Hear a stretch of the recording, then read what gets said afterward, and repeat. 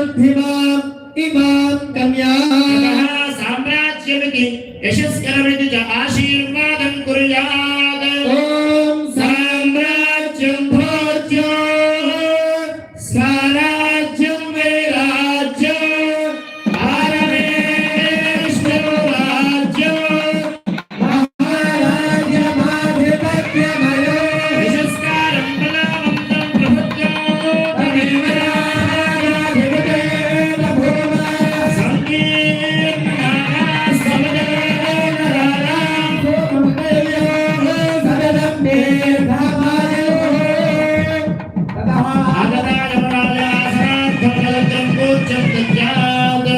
अयं विष्ठरो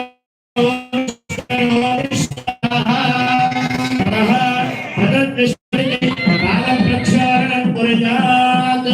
ఏడుగుండలవాడ వెంకటరమణ గోవింద. ఈ పూట నేను నాకు శ్రీ వైభవ వెంకటేశ్వర స్వామి వారికి కళ్యాణ మహోత్సవాన్ని మీరంతా కూడా చేయిస్తున్నారు అని అనుకుందాం. కళ్యాణ మహోత్సవం చేయిస్తున్నాం అని అనుకుందామా, ఇంకేదైనా ఈ పదాన్ని ఇంకొక రకంగా అనుకోవచ్చు, ఇంకేదైనా అందంగా మార్చుకోవచ్చు. వాళ్ళు అందరూ ఇంటికి వచ్చినప్పుడు ఏం చెప్తూ వచ్చారు? కళ్యాణం టికెట్ కట్టిన వాళ్ళు కానీ లేదా ముందు కూర్చున్నటువంటి పెద్దలు కానీ అంతా కూడా ఈ పూట కళ్యాణం చేయిస్తున్నాం అని చెప్పే వచ్చి ఉంటారు కదా. ఏం చెప్పి వచ్చారు మీరు? కళ్యాణాన్ని చేయిస్తున్నానే వచ్చారు. కళ్యాణం చేయిస్తున్నాం అంటే బాగుంటుందా? ఈ పదాన్ని ఇంకో రకంగా చెప్పుకోవచ్చా? చూడడానికి వెళ్తున్నారు, ఇంకా నేను చెప్తాను. అప్పుడే మొదటిసారి పెళ్ళి అవుతుంది.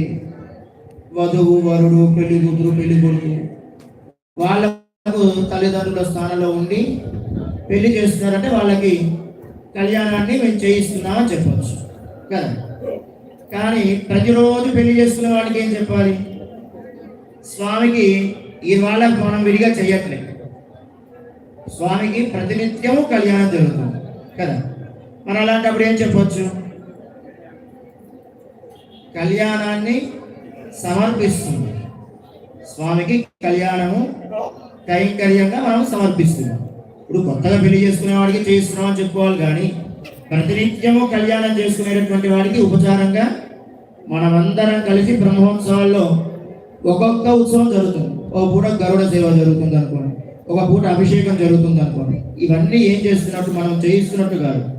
బ్రహ్మోత్సవాల్లో భాగంగా ఇవన్నీ మనం స్వామికి ఏం చేస్తున్నారు? సమర్పిస్తున్నాం అన్నమాట. అలా కళ్యాణాన్ని ఈ పూట స్వామికి సమర్పిస్తుంది. దీనివల్ల ఎవరికి ఉపయోగం? కళ్యాణం చేసుకునేటటువంటి వెంకటేశ్వర స్వామిక మనక పేరు ఎవరిది?